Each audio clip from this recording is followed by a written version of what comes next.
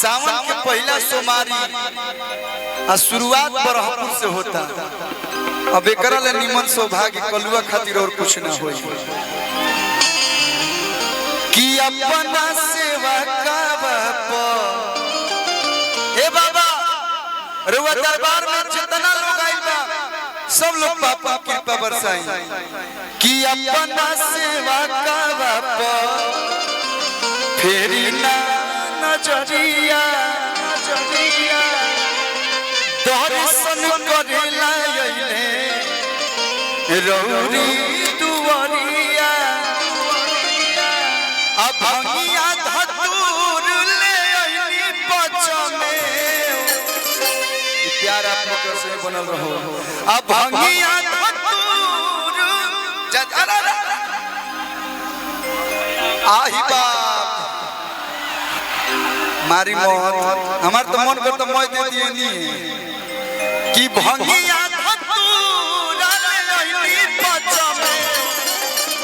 अब बाबा के चाहता कि बरहपुर में बाबा के जगाई जब बाबा आशीर्वाद दे तो सब लोग मीठ मीठ ताली बजा के कहेगा कि जागी जागी महादेव हम जगाई महादेव ओ जागी जागी महादेव हम जगाई महादेव।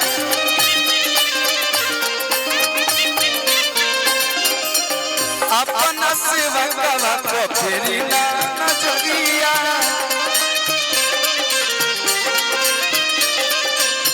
दर्शन करेला अइले रौरी दुआरिया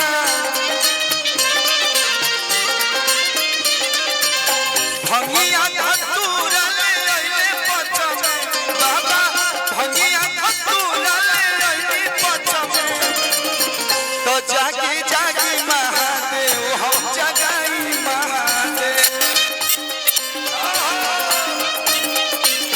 तो जागी जागी महादेव हम जगाई महादेव।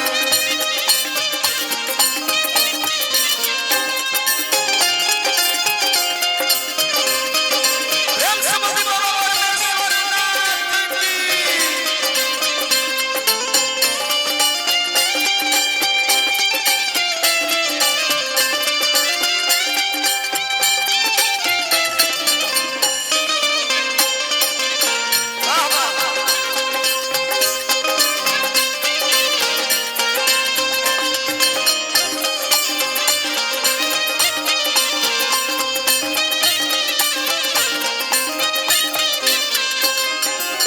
भक्त तकिए बाबा असनिर भेद जन सुती भोले दानी तीन तीन भुवन के स्वामी रउआ बानी।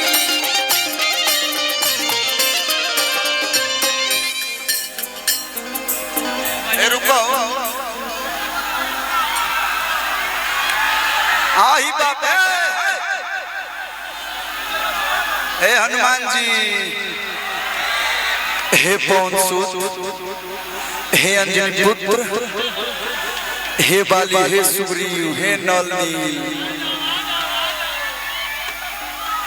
अब आ जाओ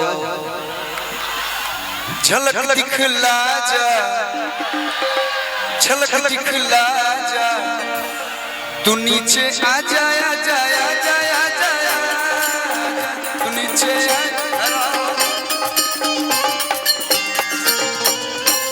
बैठते लोग तो ठीक बा होई बैठ के ऐसे हिला होतो बड़ा सा भाई भैया नीचे ही रही लोग ऊपर ज्यादा ना अभी बहुत उम्र बा ऊपर जाए में नीचे आ जाए लोग अच्छा लगे हमारे।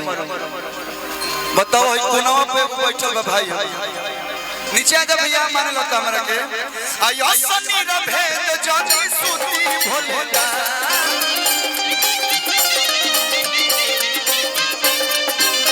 तीन तीन भुवन के स्वामी रउआ बानी।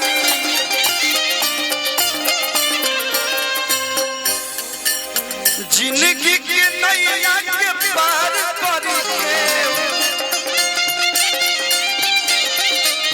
ए बाबा जिंदगी के नैया के पार करी के हमारा गांव से भी बहुत अच्छा अच्छा लोग आए बा, सब लोग के स्वागत बा। जिंदगी के नैया के पार करी के तो जागी जागी महादेव हम जगाई महादेव, ओ जागी जागी महादेव हम जगाई महादेव।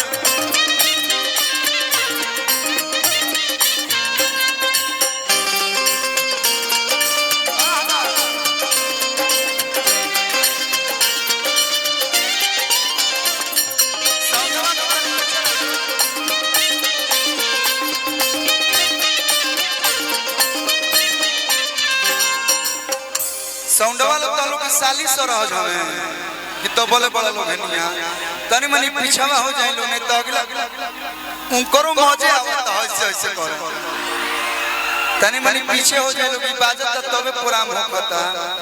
लाइट चालू करी हमार का बजे सनादेश खोली ना जा बाबा दया सब पे करी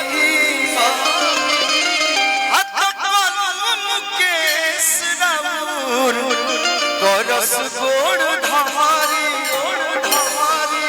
आमय अमरुधिया ले आइल बानी से, बहुत बहुत धन्यवाद। आमय अमरुधिया ले आइल बानी से तो जागी जागी महादेव। एगो हमार चैनल बा अपन माटी एकर प्रोड्यूसर आसू बाबा हमें ओकरा पर निमन निमन भजन आ बढ़िया बढ़िया समाजिक गीत गाइना त आप लोग सपोर्ट करी लोग। अपन माटी चैनल के नाम वही पे गाना बा कि जागी जागी महादेव हम जागी जागी महादेव हम जागी आवा जागी जागी महादेव हम जागी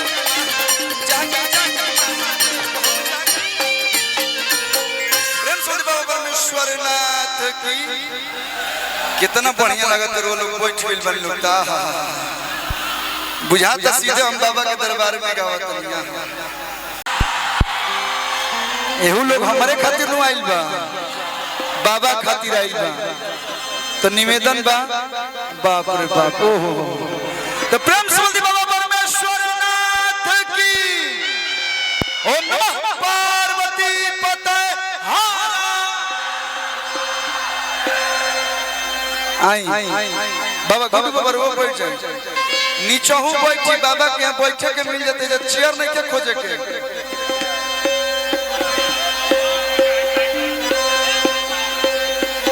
देखिए बाबा के दरबार में हम अपना घरे आइल बनी जी बोलिए ठीक बात है सेफ बड़ा सा। आज बाबा के दरबार में फिर से मौका मिलल हाजिरी लगावे के, दो शब्द बोले के दो शब्द गावे के। ये बहुत कम सौभाग्य मिलेला कोई भी कलाकार के। रुआ लाखों करोड़ों कमा ले लेकिन बाबा परमेश्वरनाथ जी के दरबार में दुगो भजन ना गिन तरह कलाकार बनला के कोनो फायदा कि लेनी बरपुर में जनमवा किलेनी बकसर में जनमवा पूजिले चरनिया रोजे इहे महादेव के कारणवा अकट ताजनी गिया मोजे किलेनी बरपुर में जनमवा।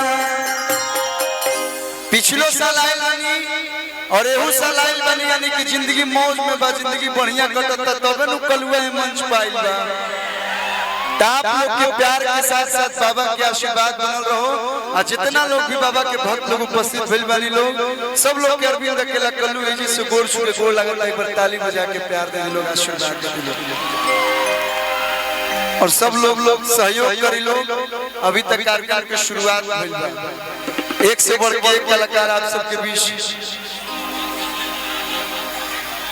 एक से बढ़ के एक कलाकार आप सबके बीच आवे जितना भी म्यूजिशियन कलाकार बने सब गार्जियन लोग के स्वागत अभिनंदन।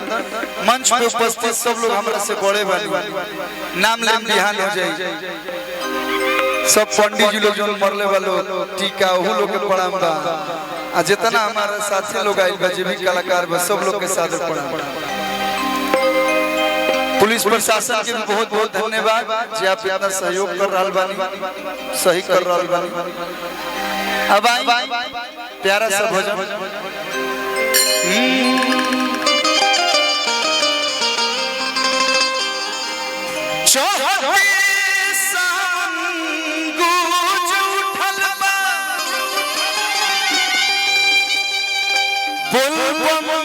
के